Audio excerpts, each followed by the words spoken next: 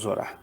Amado Deus e bendito Pai, eu te dou graças, Senhor, na noite de hoje, ó Deus, por mais uma vez o Senhor, por bondade e misericórdia, preparar, Senhor, este momento, esta hora, para que pudéssemos aqui, de uma forma simples, Pai, trazer um conteúdo bíblico, ó Deus, cristocêntrico ao coração dos teus filhos.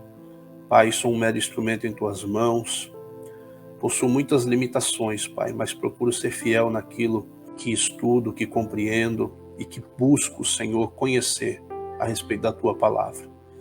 Que eu possa nesta noite ser um arauto, que eu possa ser um canal de bênção para a vida de muitas pessoas, que esta live alcance vidas, Pai. Que essa live na noite de hoje possa alcançar muitas e muitas vidas para a glória do teu nome. Fala através da minha boca, Pai. Usa-me, Senhor, por bondade e misericórdia.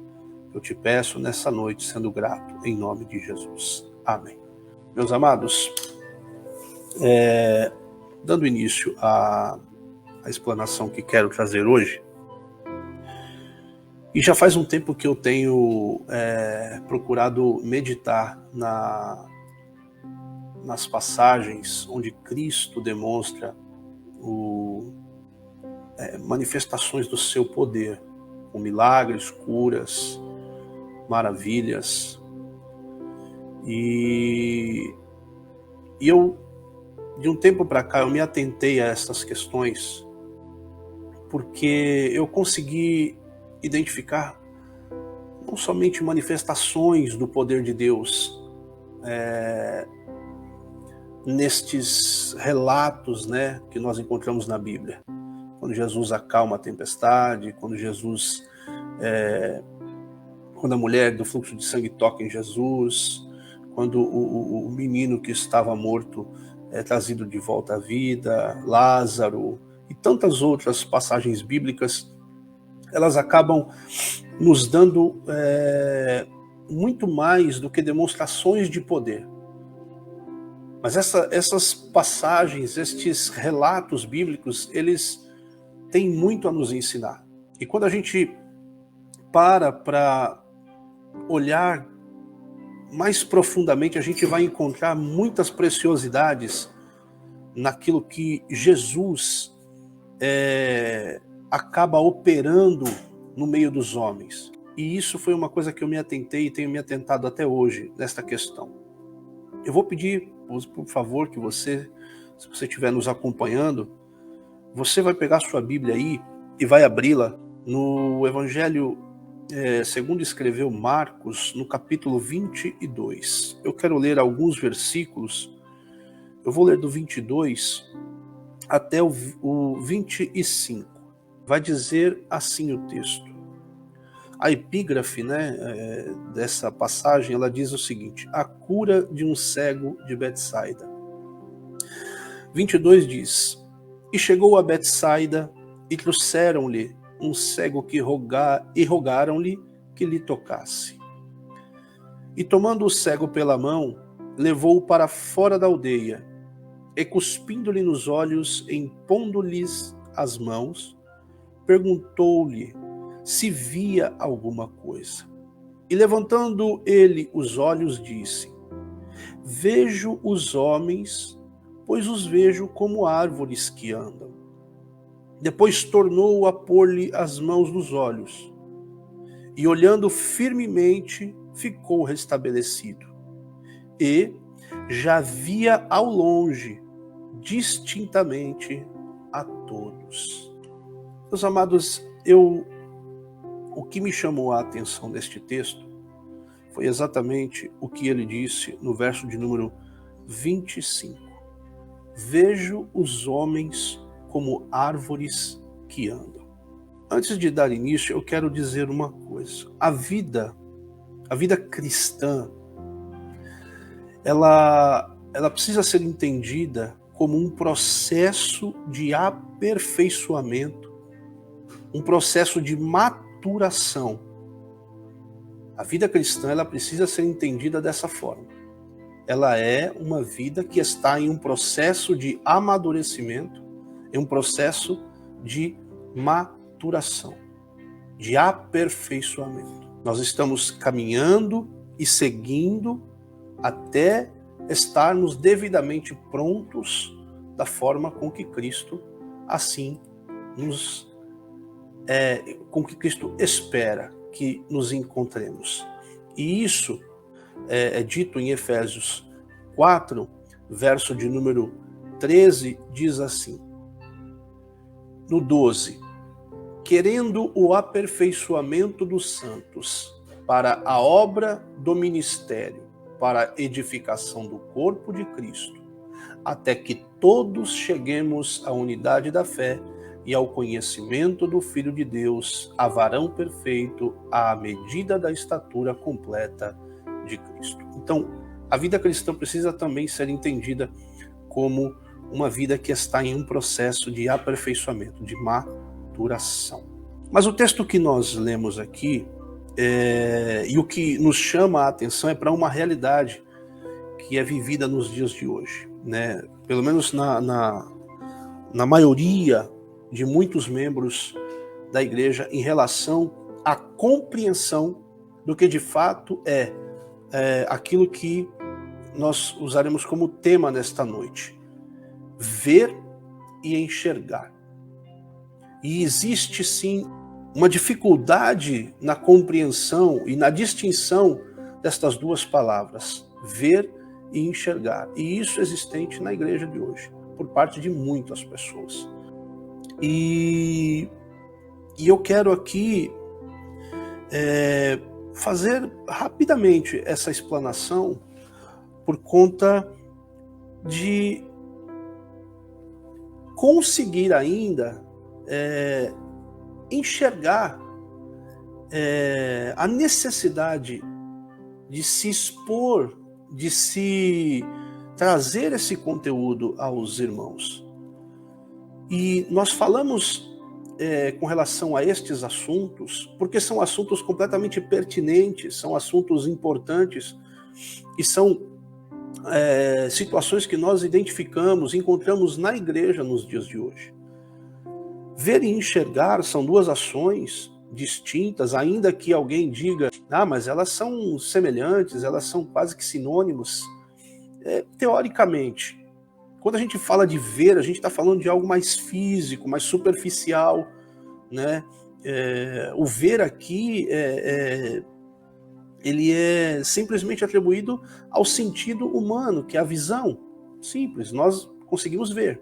Eu vejo o dia, eu vejo o sol, eu vejo a lua, eu vejo as cores, a gente consegue ver. Mas quando se trata de enxergar, e aí eu estou falando numa questão bíblica, num contexto bíblico, num contexto espiritual, existe sim uma distinção, e isso a gente leu aqui no texto.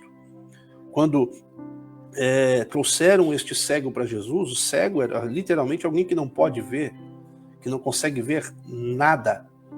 Se ele não consegue ver, quem dirá enxergar? Porque existe esta distinção. Ver é algo mais físico, superficial, mas enxergar é perceber algo com mais profundidade. E para enxergar é necessário que nós... eu enxergo bem. Como? Porque você consegue ver detalhes, mínimos detalhes. E a vida cristã, ela precisa também ser examinada, analisada por esta ótica. Como estamos compreendendo as coisas de Deus? De forma superficial ou de forma mais detalhada, mais profunda?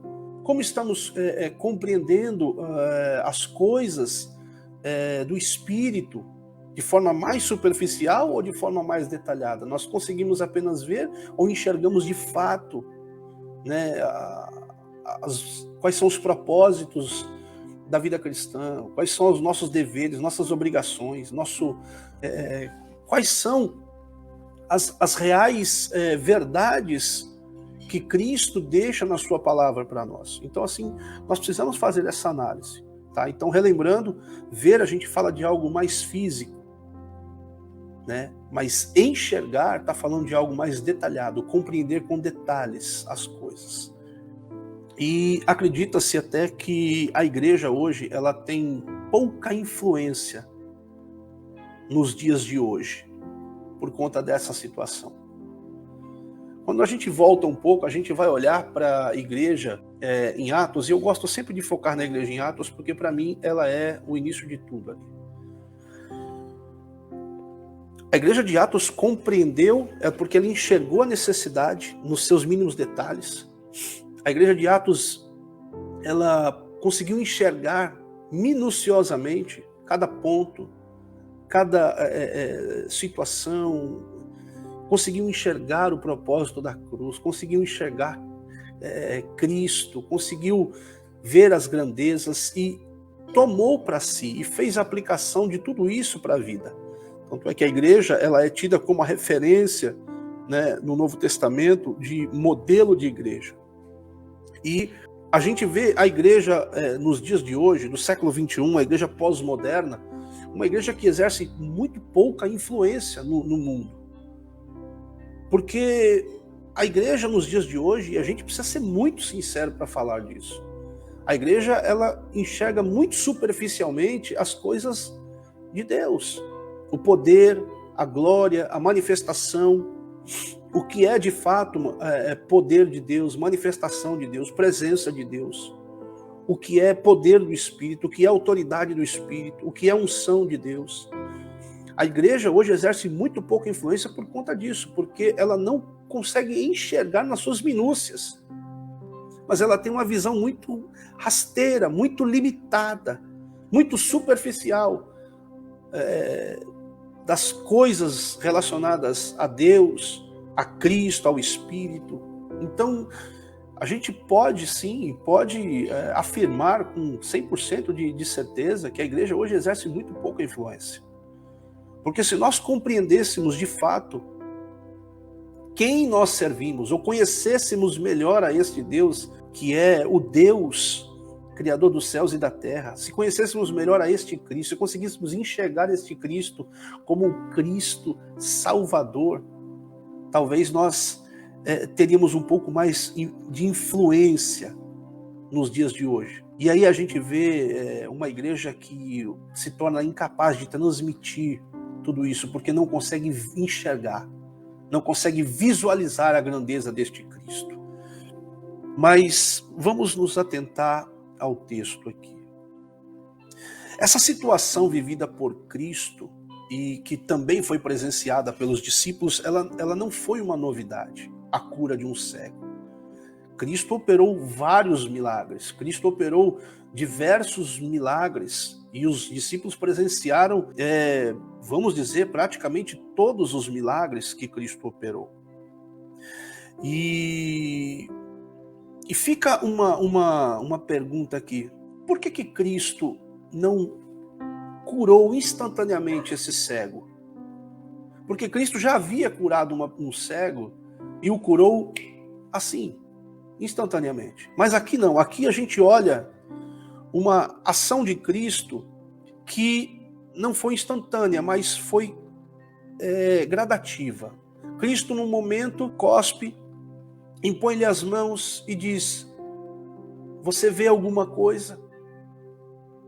E ele diz: eu vejo, mas estou vendo alguma coisa meio estranha.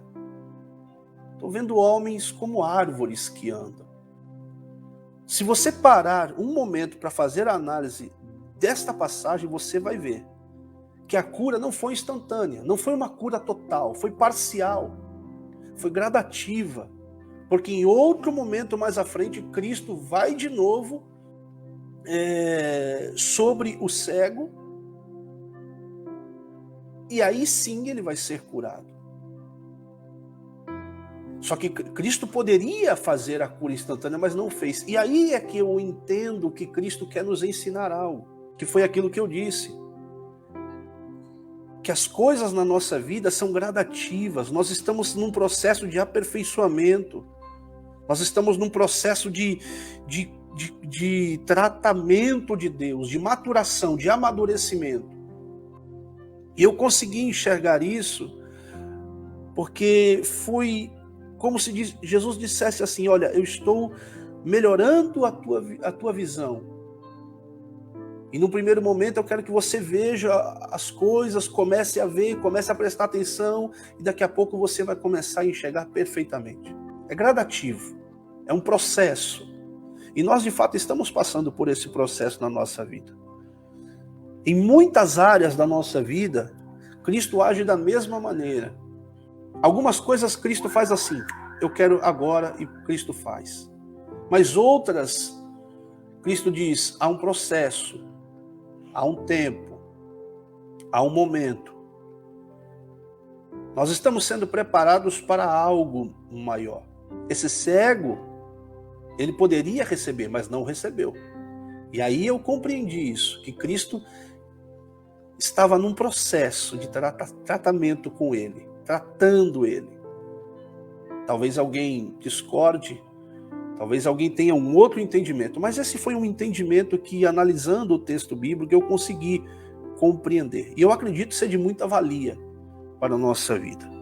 Como eu disse, o mesmo cenário já havia sido vivido, mas há um propósito nesse cenário, para Cristo mudar a sua ação. Porque, como eu disse, os milagres não são meramente acontecimentos espirituais, não são manifestações do poder ou da grandeza de Deus. Milagres podem, em muitos momentos, nos ensinar o que de fato a vida cristã é e como ela deve ser enxergada. Eu quero repetir isso daqui. Milagres não são meros acontecimentos espirituais, não são manifestações de poder e grandeza. Milagres podem ser métodos de Cristo nos ensinar o que de fato é a vida cristã e como ela deve ser enxergada. Mateus 9,6, Cristo cura um paralítico e diz para que ele se levante, tome a sua cama e volte para a sua casa. E aqui fica uma das lições que a gente já ouviu isso e aprendeu. Por que Cristo diria para alguém que nasceu aleijado, que passou praticamente a vida inteira aleijado, que viveu grudado a esse instrumento de vergonha que era a sua cama, onde ele se deitava para esmolar na porta do templo ou aonde quer que ele estivesse? Cristo vai dar a cura a ele e, ao invés de libertá-lo daquele instrumento de vergonha, Cristo vai dizer, agora você pega esse instrumento de vergonha que outrora você carregava e continue carregando. Mas por quê? Aí vem uma lição, e eu vou aplicar só essa lição para que a gente possa discorrer o resto do texto. A lição que a gente aprende aqui, você já ouviu isso, para que nós não venhamos a nos esquecer de onde Deus nos resgatou. Quem éramos e quem somos hoje? Qual era a nossa condição antes de Cristo e qual é a nossa condição pós-Cristo? Então Cristo está dizendo, tu eras um aleijado, e eu vou te ensinar uma coisa. Eu te curo e digo para você, carregue aí esta cama, para que você nunca se esqueça de onde eu te tirei, de onde eu te resgatei. Uma lição que Cristo nos ensina é nunca esquecer o que ele fez por nós, nunca esquecer de onde ele nos tirou. E esta lição precisa ficar para nós. Cristo, mais do que ninguém, enxerga a necessidade de ensinar. O próprio Cristo sentava nas sinagogas para aprender. E primeiro ele aprendeu para depois ensinar. E isso também é outra lição para nós. Cristo dá os exemplos e ele enxerga mais do que ninguém a necessidade de ensinar, tanto aos discípulos quanto ao cego. Você vai ver que muitas vezes nós acabamos agindo iguais a discípulos que estavam junto com Jesus, presenciando o seu milagre, presenciando sua manifestação de poder, mas não conseguimos compreender os ensinamentos de Jesus. Sabe aquela situação que a gente chega na igreja e vê aquela manifestação, vê a pessoa pregando e a gente fica tão perplexo que a gente não compreende o que está acontecendo ali? E de fato, às vezes a gente está assim. Os discípulos estavam com Jesus, presenciaram grandezas, milagres, prodígios, maravilhas e muitas vezes não compreenderam do que Jesus estava falando. Quer um exemplo? Eu te dou um exemplo. Marcos 8,15, Jesus vai alertar sobre o fermento dos fariseus. E aqueles que estavam no barco com Jesus vai associar o fermento dos fariseus à falta de pão. Olha isso. E não era nada disso que Jesus estava falando. Porque o uso da palavra fermento ali remeteu a eles de forma muito literal e superficial. Então você percebe que nós, às vezes, estamos ali na presença de Cristo, na igreja, e estamos ouvindo algumas coisas e de vez em quando a gente ouve uma palavra e foca naquela palavra, mas a gente não consegue compreender o real sentido daquilo que está sendo dito. E aí a gente entra naquela velha questão de que as pessoas estão dizendo amém para tudo e não conseguem compreender o que está sendo dito. Batem palma, aplaudem tudo, glorificam a qualquer coisa e não compreendem muitas vezes o que Deus está falando e querendo tratar na igreja. Muitas vezes agimos de igual modo os discípulos. A lição aqui é uma lição para nós cristãos. É uma mensagem que deve chamar a nossa atenção. A quê? Aos detalhes. Eu me lembro bem, uma vez o pastor Ronaldo pregando, eu ouvi o pastor Ronaldo pregando uma vez, e ele falava sobre a raposa e as raposinhas. Ele disse assim, a gente dá muita atenção para as raposas, para aquilo que é maior, mas esquece das raposinhas que também destroem as coisas. E a gente não se atenta aos mínimos detalhes. E acaba passando desapercebido. Às vezes pontos muito importantes na nossa vida. Então eu quero que você compreenda isso. Ver e enxergar parecem ser a mesma coisa, mas não são, biblicamente falando, não. Ver é muito superficial. Mas enxergar é poder identificar os pormenores, as minúcias, os detalhes, com mais precisão. E quando a gente faz isso, a gente consegue transmitir isso com perfeição, com detalhes, com riquezas de detalhes, e que muitas vezes passa batido, porque a gente só vê, passa o olho, mas não foca, não examina, não está ali concentrado. Mas vamos seguir. O verso 23 tem uma pergunta de Jesus. Diz assim: e tomando o cego pela mão, levou-o para fora e cuspindo-lhe nos olhos e impondo-lhes as mãos, perguntou-lhes: o que você vê? Olha, qual é o entendimento que nós podemos tirar aqui dessa pergunta de Jesus? O que você vê? Lembra que eu falei que quando a gente lê esse texto, a gente compreende que a cura não foi imediata, foi uma cura gradual, em processos, em etapa. É isso. Essa pergunta de Cristo demonstra que Cristo está claramente mostrando que o cego está num processo de ser curado. Ele não foi curado naquele primeiro momento que Jesus cuspiu e impôs-lhe a mão ali. Não. Cuspiu nos seus olhos, né? E impôs a mão. Não. Ele estava num processo de ser curado. Porque se fosse o contrário, Jesus não iria fazer essa pergunta: o que você vê? Jesus ia dizer para ele: veja, vá, siga a tua vida e veja. Mas não. Mas Cristo dá detalhes de que ele está mostrando. Processos na nossa vida podem ser instantâneos? Podem, mas podem ser graduais, para que vocês aprendam algumas lições. Agora, por que o entendimento desse processo de cura?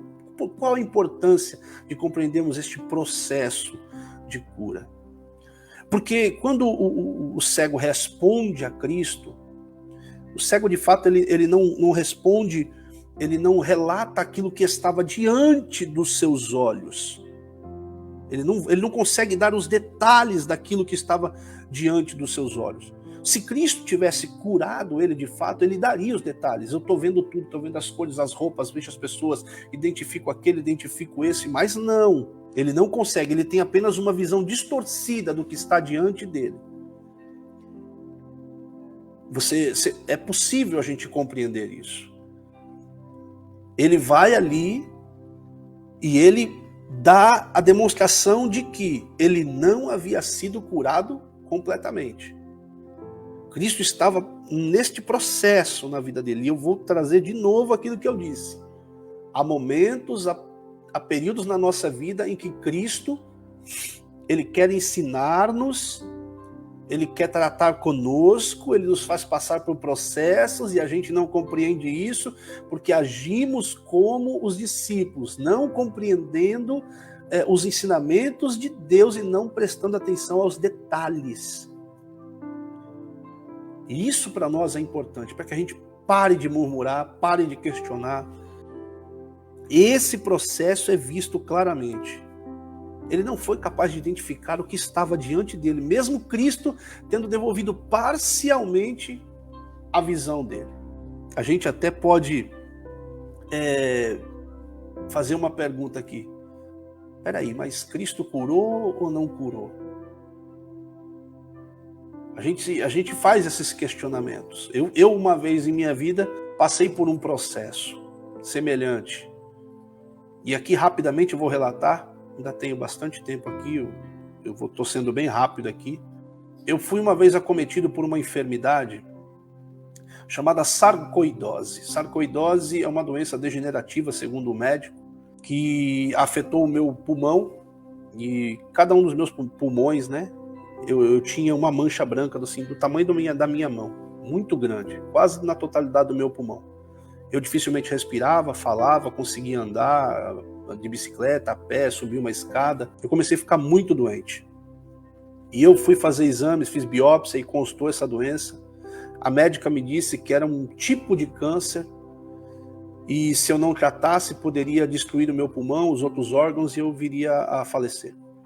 Eu fiz um tratamento à base de cortisona, comecei a tomar cortisona, piorei, dores fortíssimas nas costas, eu precisava deitar, não conseguia respirar.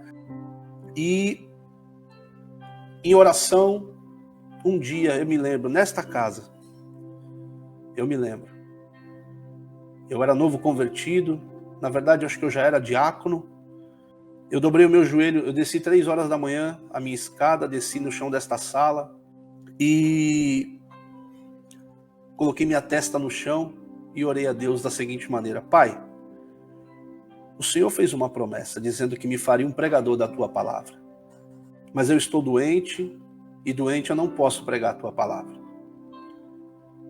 Eu quero viver as tuas promessas, mas para vivê-las eu preciso que o Senhor me cure.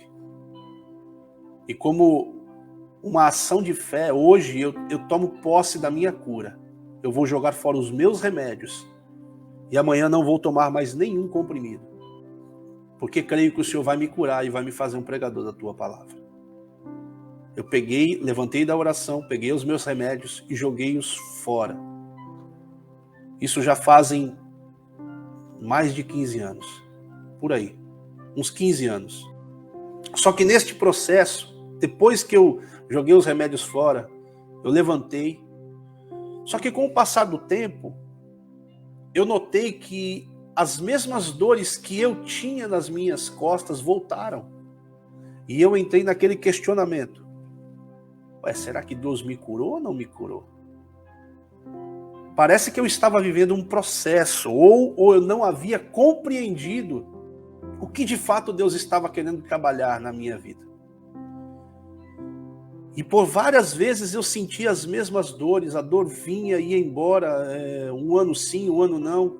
E eu falei, não é possível que Deus não tenha me curado, a dor é a mesma. E eu falei, um dia eu tive lembrando assim, eu tive um momento em que eu tive um pico de aceleração no meu coração. Eu sou um camarada bem acelerado. E eu acabei indo para o médico porque eu achei que eu estava tendo um infarto. Cheguei no médico, eu estava com dores nas costas, falta de ar, que era o que eu acabava sentindo. Eu fui fazer o eletrocardiograma, não acusou nada. Aí a médica veio conversar comigo. Eu disse para a médica, eu falei, olha, ela falou, você não tem nada, o eletrocardiograma está tudo bem. E eu falei, mas eu tenho dores nas costas. Aí eu relatei, será que é porque um dia eu tive tal doença, assim, assim, assada? Ela falou assim, peraí, vamos tirar uma chapa. Vamos tirar uma chapa do seu pulmão, eu quero ver como é que está seu pulmão. Eu fui, tirei a chapa, algumas horas depois eu voltei para falar com a médica, trouxe a chapa, mostrei a ela, ela pegou a chapa. Eu estava no hospital do Mandaqui, eu lembro até hoje disso. Ela pegou, olhou a chapa e disse para mim, você nunca teve nada. Seu pulmão é novinho, tá aqui. Ela mostrou para mim, me mostrou na chapa. E aí na hora o Espírito Santo falou comigo, eu falei que te curei. Só que parece que teve um processo para que eu pudesse compreender ali, de fato, a ação de Deus. E aí, neste mesmo momento em que eu ouvi da boca de Deus ali que ele havia me curado, a médica pegou e saiu. E eu fiquei ali com a chapa na mão e de repente veio um médico para mim e disse assim, o que você está fazendo aqui? Eu falei, não, eu estava passando com a médica tal, que ela pediu uma chapa para eu passar e ver meu pulmão. Ela falou assim, mas não tem médica nenhuma aqui. Os médicos que estão de plantão é doutor fulano, ciclano e beltrano. Só nós. Não tem mais médica nenhuma aqui. E aí eu vi a grandeza de Deus, a manifestação de Deus através desta ação. Mas eu pude entender que foi um processo na minha vida para que eu pudesse entender. E eu passei por muitos processos neste período para compreender algumas coisas, como Deus trabalha, como Deus age, como Deus quer nos ensinar. Através dos seus milagres, Deus nos ensina, e é isso que nós estamos vendo aqui. Mas voltando aqui, como eu disse aqui sobre na questão afinal, né, quando a pergunta que a gente poderia fazer, afinal, o cego foi curado ou não? Outra pergunta que eu faço é, existem pessoas assim no nosso meio? Existem. Foram parcialmente curadas por Jesus. Só que algumas dessas pessoas acreditam que foram curadas por completo, que já conseguem enxergar tudo. A caminhada cristã, como eu disse lá no início, ela é um processo de aperfeiçoamento, de maturação. Trazendo para nosso amadurecimento espiritual, o nosso encontro com Cristo, ele precisa ser observado pela ótica de Paulo. Quando Paulo tem um encontro com Cristo a caminho de Damasco, Paulo é tratado, Paulo é lapidado ali, ele é polido, parece que Paulo era uma pedra bruta esculpida por Cristo para depois ser ali utilizada na sua obra. Então, algumas pessoas sim no nosso meio tiveram um encontro com Cristo com relação à vida cristã, mas não foram 100% tratadas, aperfeiçoadas, mas acham que foram. E esse é outro problema que nós identificamos na vida cristã. Algumas pessoas acham que depois do encontro com Cristo, elas receberam a capacidade de 100% de enxergar a vida cristã e compreender as minúcias, os pormenores da vida cristã. E essa falta de enxergar os mínimos detalhes, apenas tendo uma visão superficial, faz com que muitas pessoas errem na caminhada e levem outras pessoas a errar também. Muitos cristãos acabam também se frustrando e se entristecendo por essa falta de clareza.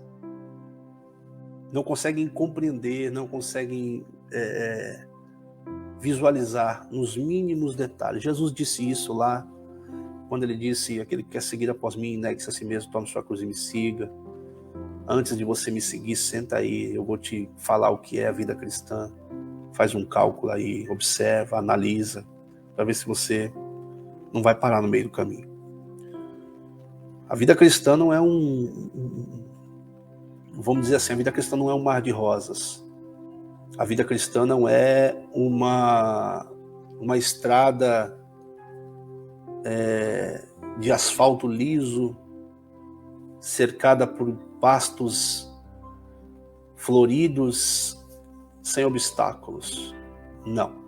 A vida cristã é uma vida de momentos extremamente difíceis. Muito mais difíceis do que fáceis. E um dos poréns que nós encontramos aqui é isso. Tem pessoas que estão indo para a igreja, mas porque outras pessoas que não conseguiram enxergar detalhadamente o que é a vida cristã, estão transmitindo superficialmente para estas pessoas que estão acabando de chegar, que a caminhada cristã é algo tranquilo, fácil. E isso leva pessoas a se frustrar, isso leva pessoas a se abater, isso leva pessoas a desistir, isso leva pessoas a abandonar Cristo. Por isso nós precisamos transmitir esses ensinamentos, transmitir nas suas minúcias, nos seus pormenores, os detalhes da vida cristã, de quem é Cristo, de como seguir a Cristo, seus ensinamentos. Paulo relatou isso. Paulo disse, quando Paulo esteve pregando em Éfeso, ele disse, por 3 anos estive no meio de vós, nunca deixei de vos anunciar de casa em casa, não omiti uma palavra, não escondi uma verdade de vocês, eu estive no meio de vocês pregando um genuíno evangelho. Porque Paulo conseguiu enxergar a Cristo nos pormenores.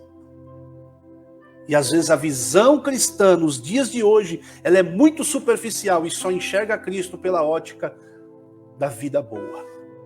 A ótica do Cristo vai me abençoar. Mas não consegue enxergar Cristo pela ótica do no mundo tereis aflições, pela ótica do vós sereis odiados por amor ao meu nome, sereis levados todo dia ao matadouro.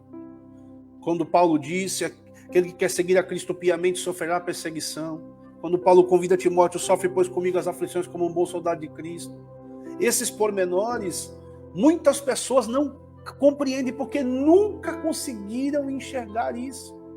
Porque quem deveria transmitir, não transmite. Não passa, como a gente ouviu aí, né, algumas pessoas dizer, não passa a visão nos detalhes perfeita.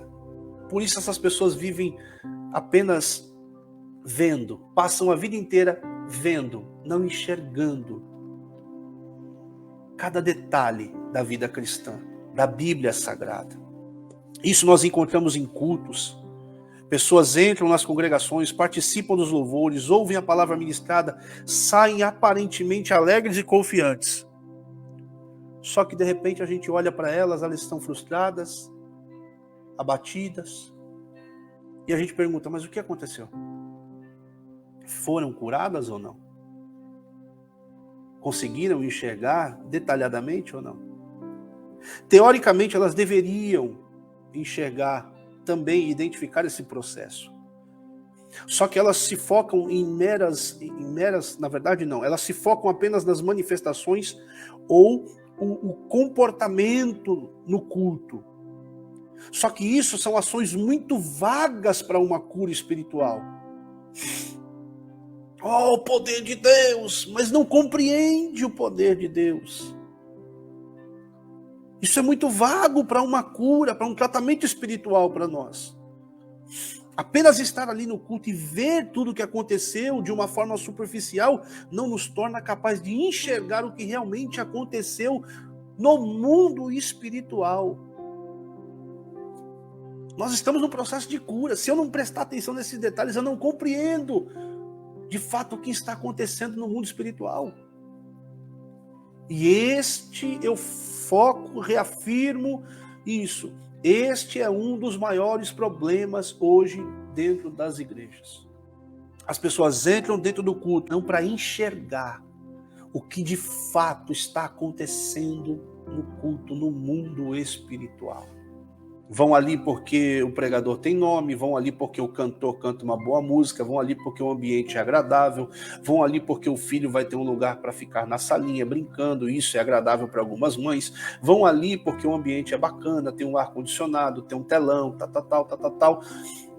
Mas não vão ali para compreender, para entender, para enxergar todos os detalhes que acontecerão, que serão revelados naquele culto, naquela noite. E muita gente sai frustrada da igreja. Entra doente, era para sair curada, ou pelo menos ter recebido a primeira dose, mas não, saiu dali porque apenas passou o olho rápido assim, ó, legal, culto legal. Essas pessoas, elas estão ali dentro, elas vão conseguir enxergar alguma coisa, mas elas vão ver igualmente esse cego, ver de forma muito superficial e vão falar assim, peraí, tem alguma coisa errada, não entendi direito. Porque o cego, ele relata, eu estou vendo, mas eu vejo homens como árvores que andam, não estou conseguindo ver direito. Na verdade, pessoas assim percebem que tudo está errado, elas só não conseguem perceber o que é correto. Elas não prestaram atenção nos pontos importantes, não enxergaram os detalhes. Quais detalhes? A palavra, Jesus, a doutrina.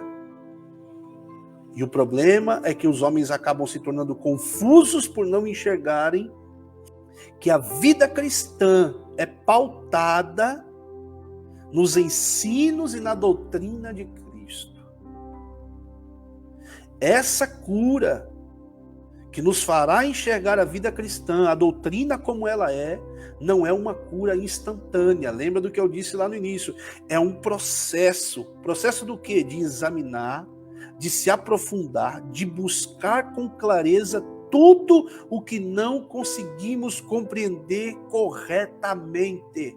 Lembra dos bereanos? Paulo está pregando. Paulo é o maior teólogo, missionário, apóstolo, abridor de igreja, fazedor de discípulos. Paulo é, vamos usar a nossa linguagem aqui, o cara. Não dá para contestar Paulo na questão de vida cristã de alguém que não entendeu as minúcias da vida cristã. Paulo enxergou todos os detalhes da vida cristã e disse, vou viver cada um deles. Só que quando Paulo está pregando, os bereanos estão ali, ó, com a Bíblia, ó, examinando Paulo. Peraí, deixa eu ver o que ele está falando aqui. Eu me lembro de quando eu novo convertido, tinha estudo bíblico na igreja que eu frequentei logo que eu me converti. E eu levava o meu caderninho, e as pessoas quando me viam chegando no estudo bíblico com o meu caderno e minha Bíblia, falavam, xiii, o Rodney veio hoje. Hoje ele vai ficar perguntando, por que eu fazia isso? O que eu não entendia, eu perguntava. E se eu não ouvia direito, eu perguntava 2, 3 vezes até compreender e anotava. Porque foram essas minúcias. Conseguir enxergar os mínimos detalhes me fez caminhar até hoje e tem me feito caminhar até agora. É isso. Nós precisamos examinar as Escrituras e entender que são elas, as Escrituras, que vão nos preparar, aperfeiçoar nessa caminhada, nesse processo de maturação da vida cristã. Nós precisamos compreender que Cristo é o Salvador, mas que também de que forma ele é o Salvador. Vamos lá? Vou repetir isso daqui. É Tito, se não me falha a memória, fala que a graça se há manifestado, trazendo salvação a todos os homens, ensinando. Pastor Ronaldo frisou bem isso numa live passada. Precisamos compreender que Cristo é o Salvador, mas também compreender de que forma ele é o Salvador. Vamos lá? Pelo menos nós podemos enxergar 3 coisas. Ter uma compreensão clara dos seus princípios, enxergar se o nosso coração está envolvido com os princípios de Cristo e enxergar se estamos ferindo os seus princípios. Compreensão clara dos seus princípios. Só é possível quando nos dedicamos ao estudo constante da palavra. O repetir, uma compreensão clara dos princípios de Cristo só é possível quando nos dedicamos ao estudo constante da sua palavra. Segundo, enxergar se o nosso coração está envolvido com os princípios de Cristo só é possível quando nos dedicamos a cumprir suas ordenanças, mandamentos e leis. Repito dois de novo, enxergar se o nosso coração está envolvido com os princípios de Cristo só é possível quando nos dedicamos a cumprir as ordenanças, mandamentos e leis. 3. Enxergar se estamos ferindo seus princípios. Só é possível também quando não olhamos para a sua doutrina. Nós ferimos os princípios de Cristo quando não olhamos para a sua doutrina. Nós precisamos aplicar em nossas vidas, sem distorcer sua realidade, sem negligenciar suas exigências, sem questionar suas ordenanças e sem se rebelar contra a sua palavra. O que Cristo veio fazer neste mundo, além de nos salvar, foi de nos curar de nossa cegueira e ignorância espiritual, e em qual muitos nos dias de hoje vivem. Muitos não compreendem o que é a vida cristã porque não enxergam os detalhes da vida cristã. Como disse o pastor Hernandes ontem numa pregação que ele estava fazendo aqui em São Paulo, eu estava assistindo pelo YouTube. O pastor Hernandes disse assim: as linhas, como se diz, notas de rodapé. Notas de rodapé. Tem muita gente vivendo nessa cegueira espiritual porque não compreendeu as notas de rodapé da vida cristã. Voltando para o cego, já terminando praticamente, Jesus vai cuspir nos olhos dele e perguntar: o que você está vendo? Você está vendo alguma coisa? Ele responde: vejo. Um ponto importante aqui que a gente precisa focar é o seguinte, e aqui eu já quero falar outra coisa. Porque segundo o texto que nós lemos, é possível identificar que esse cego não nasceu cego. Porque quando Jesus pergunta para ele: você vê algum? Eu vejo homens como árvores que andam. Como que ele identificou que era uma árvore? É possível saber que existem pessoas ao nosso redor, porque as pessoas estão ali passando, mas como ele consegue identificar e distinguir o que é uma árvore de uma pedra? Porque ele não tocou, ele viu que era uma árvore. Ou seja, ele tinha noção do que era uma árvore, porque ele já deve ter visto uma árvore. Então ele não nasceu cego, ele se tornou cego. E aí entra uma outra questão. Tem muita gente que Deus já abriu os olhos um tempo, mas parece que voltaram a ser cegos, porque pararam de examinar as Escrituras, pararam de ler as notas de rodapé, os pormenores, pararam de enxergar os detalhes da vida cristã e estão só tendo aquela visão superficial. Então vamos lá. Ele consegue distinguir uma árvore. Então note-se de que ele não nasceu cego. Talvez alguém tenha um outro entendimento aqui, mas o entendimento que eu pude entender foi esse. Ele perdeu a visão. Mas vamos lá, Deus pode devolver visão ainda, hein? Porém, até que ele conseguisse ver as coisas perfeitamente e dar testemunho de Cristo, sabe, um testemunho preciso, consistente, ele precisaria enxergar claramente as coisas como elas são. Aqui eu abro um parêntese e digo: a gente precisa ter cuidado com quem a gente convida para dar oportunidade para pregar, para ministrar, porque nem todo mundo enxergou a vida cristã com as suas notas de rodapé ou nas suas minúcias, nos seus pormenores, mas está dizendo que conhece a Cristo, que conhece a Deus, que conhece o seu poder, que conhece tudo, mas não é capaz de identificar os pormenores da vida cristã. só enxerga aquilo que quer enxergar. Olha o 25. E viu a todos claramente. Primeiro Jesus pergunta, você vê alguma coisa? No primeiro momento em que Jesus cospe no olho, impõe as mãos, Jesus faz a pergunta, e aí? O que você está vendo? Eu estou vendo, mas não estou vendo bem, estou vendo um homem como árvore que anda, tal. Só que chega no 25, vamos lá? Depois tornou a pôr-lhe as mãos nos olhos, e olhando firmemente ficou restabelecido, e já via ao longe e distintamente a todos, ou seja, ele viu a todos perfeitamente, claramente. Percebe que só há cura um pouco à frente? No 23 começou o processo de cura, no 25 é relatada a cura total. E é possível identificar isso no texto? É.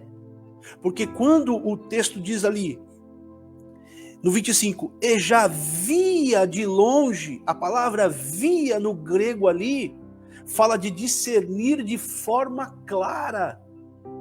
É a mesma palavra usada em Apocalipse 3,18, quando Jesus, através de João, diz assim, unja teus olhos com colírio para que veja.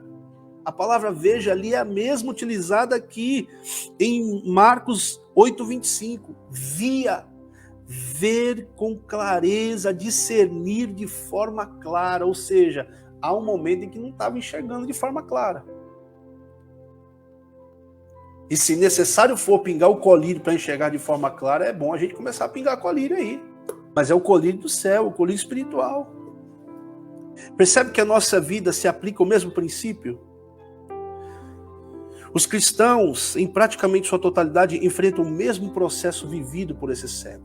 Num primeiro momento, ao se deparar com Cristo, começamos a ser curados por Ele. Começamos a ter uma breve visão acerca da vida cristã, de sua doutrina. O que nos torna ainda pessoas que estão numa fase de pós-operatório espiritual, de um montante de outras sessões e cirurgias que ainda teremos que enfrentar até estarmos definitivamente sarados. E só então, após isso, seremos capazes de anunciar as coisas que passaremos a enxergar detalhadamente, em seus mínimos detalhes, sem escapar nenhum sequer. Como se dá essa cura? Vamos olhar para o cego. Sua resposta, com a mais absoluta franqueza e honestidade, foi o que o curou e o fez passar. Não mais a ver, mas a enxergar as coisas com clareza. Porque quando Jesus cospe lá nos seus olhos, impõe a mão e ora, ele diz assim, tá vendo alguma coisa? Ele poderia dizer, tô sarado, ô glória! Mas ele não, ainda não. E uma das coisas que falta nos nossos dias é reconhecer, ser capaz de dizer, não, eu ainda não estou preparado. Eu ainda preciso ser sarado, curado, preparado. O grande problema é que a gente não faz o que Paulo diz lá em 1 Coríntios, capítulo 11, quando ele diz assim, examine-se, pois, o homem a si mesmo. Esse examine-se, pois, o homem a si mesmo, eu tenho para mim que não se aplica somente àquele momento do partir do pão da Santa Ceia, mas a toda uma vida cristã. Eu preciso me examinar e saber se eu estou em condições para trabalhar, para servir, para fazer. Porque ninguém pode fazer a obra do Senhor relaxadamente. Não podemos fazer de qualquer maneira. Nós precisamos estar devidamente preparados e cada dia nos preparando mais e mais, como foi lido aqui, até alcançarmos a estatura do varão perfeito, prontos para a obra, aperfeiçoados para a obra, para o ministério do Senhor Jesus. Isso é bíblico. Reconhecer essa necessidade, essa condição nossa, eu ainda, por exemplo, tem pessoas que querem falar de determinados assuntos, mas não detêm o assunto, não dominam o assunto. E como é que eu vou me atrever a falar de algo que eu não domino? Por exemplo, escatologia não é meu forte. Na verdade, não entendo nada de escatologia, muito básico. E as dúvidas que eu tenho eu procuro tirar com algumas pessoas, com alguns mestres, mas não me atrevo. E não saio por aí dizendo, eu sou um cara, pode me chamar para falar que eu falo. Não. Eu ainda estou em processo de passar a enxergar detalhadamente esta doutrina bíblica, este estudo bíblico. Então eu não me atrevo, eu não digo, não, eu estou preparado, pode me chamar que eu vou. Não. Reconhecer, como o cego disse, olha, não enxergo bem ainda, é uma virtude que poucos têm. Só que nem todos conseguem agir da mesma maneira. A ansiedade, o desejo desenfreado de sair correndo para mostrar para todo mundo, né, que nós recebemos de Deus algo, sabe? Esse tipo de ação acaba gerando muito prejuízo. Nós ainda estamos fragilizados nesse momento, precisando ser sarados, curados, restaurados. E não queremos reconhecer isso porque acho que isso é vergonha. Não, poxa vida, eu não posso dizer isso. Não. Seja humilde, reconheça que você ainda não foi sarado, você não está preparado, você não domina tudo, você não conhece tudo. Obviamente, nós nunca vamos conhecer tudo, mas eu digo numa questão de um preparo, para que eu possa, no mínimo, falar com firmeza, com clareza. A Bíblia diz que se alguém for questionar a tua fé, esteja preparado para responder. E estar preparado ali fala de um processo que você passou estudando, meditando, se dedicando ao aprendizado e ao conhecimento. Reconhecer que ainda não estamos definitivamente prontos, quando de fato não estamos, é uma atitude muito louvável. Algo que Cristo aprova em seus seguidores. Conhecer a Cristo para que possamos passar a enxergar de fato o que é a vida cristã é um processo que leva tempo, preparo e dedicação. Aí o texto que eu leio para finalizar é um dos textos mais conhecidos. Oséias 6:3. Então conheçamos e prossigamos em conhecer ao Senhor.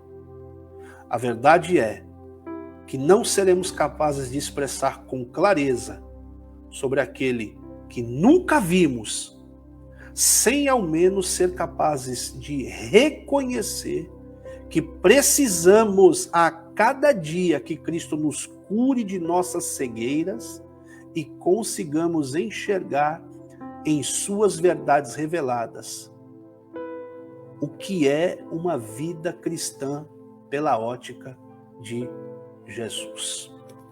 Amém? Meus amados, nós estamos neste processo, um processo de tratamento, de maturação. E quando se fala de vida cristã, nós não podemos deixar escapar nenhum detalhe. Isso aqui para mim, alguns dizem assim, fica fazendo live. Eu ouvi outro dia alguém falar, ficam fazendo live com uma biblioteca atrás para falar que é inteligente. Eu tenho isso daqui porque eu preciso disso daqui. São homens estudiosos que nos ajudam a compreender algumas coisas que não compreendemos, e a gente passa a ler, a estudar, para que a gente possa compreender melhor as notas de rodapé, como disse o pastor Hernandes Dias, da vida cristã. A gente não pode viver uma vida cristã tendo uma visão superficial. A gente precisa enxergar de verdade, detalhadamente, precisamente, todos os detalhes da Bíblia cristã, da vida cristã, da Bíblia sagrada. Tudo nós precisamos enxergar. Nós não podemos fazer vista grossa para as coisas de Deus, para a palavra de Deus, para os pormenores. Nós não podemos. Nós precisamos meditar, ler, prestar atenção cada dia mais. Dou um conselho a você: quando entrar num culto e o pregador for pregar, fique com sua Bíblia aberta. Acompanhe. Leia o texto. Leia antes e leia depois do que ele estava ali lendo, para você entender de fato o que Deus quer falar através da sua palavra. Não tenha uma visão superficial. Não passe apenas a ver as coisas que acontecem. Enxergue profundamente. tudo o que está acontecendo no mundo espiritual. Tem muito cristão que só vê, mas tem gente que enxerga o profundo. Mas que Deus nos abençoe, que Deus tenha compaixão e misericórdia da nossa vida e nos ajude nessa caminhada, tá bom? Eu agradeço de todo o meu coração, espero que essa palavra possa ter falado ao seu coração. Eu sei que Deus vai continuar falando. Peço aí que você se inscreva no nosso canal no YouTube, que você vá lá, compartilhe essa mensagem. Se você puder, se inscreva, compartilhe ela aí, para que pessoas possam ser edificadas e abençoadas pela palavra de Deus, tá bom? Meus irmãos, que Deus abençoe a todos. Sou grato pela vida de cada irmão, cada irmã que irá assistir e compartilhar, tá bom? Deus abençoe e oramos para encerrar. Pai, te damos graças mais uma vez, te louvamos e te bendizemos por todo o teu grande feito, Pai. Tua palavra é rica, poderosa, nos ensina, nos abençoa, nos exorta. Tua palavra é preciosa, Pai, vale mais do que ouro, Senhor. E eu louvo a Ti por cada ensinamento que o Senhor nos dá. Que essas palavras possam ficar guardadas em cada coração, que o Senhor possa trazer luz à mente das pessoas, Pai, compreensão acerca de tudo que foi falado aqui. Alcança vidas através deste trabalho. Alcança vidas, almas, Pai, que elas possam, ó Pai amado, ouvir detalhadamente cada palavra da Tua Sagrada Escritura, Pai. Pai amado, que o Senhor abençoe o pastor Mufolo, a igreja no Malawi, no Moçambique, pastor Almeida, juntamente com sua igreja, Nova Aliança, que é um mantenedor deste trabalho e que tem nos ajudado grandissimamente, Pai. Multiplica na vida deles, Pai. Dá a Tua bênção ao pastor Almeida e à sua igreja. Que o Senhor abençoe a todos os irmãos que têm contribuído e ajudado com esta obra. Que o Senhor derrame da Tua bênção e da Tua graça. E permitindo o Senhor, Pai, quinta-feira que vem, na verdade, quarta-feira que vem, estaremos aqui novamente pregando a Tua palavra aos ouvintes. Pai, obrigado nesta noite. Dá-nos uma noite de paz, de bênção e de alegria, um sono tranquilo para a glória do Teu santo nome. Se o Senhor permitir, que tenhamos um dia excelente nesta quinta-feira. Assim eu oro e te agradeço, Pai, em nome do Teu Filho amado Jesus Cristo. Amém e amém, Senhor Jesus. Deus abençoe a sua vida. Vão na paz do Senhor Jesus. Até uma próxima, se Deus assim permitir.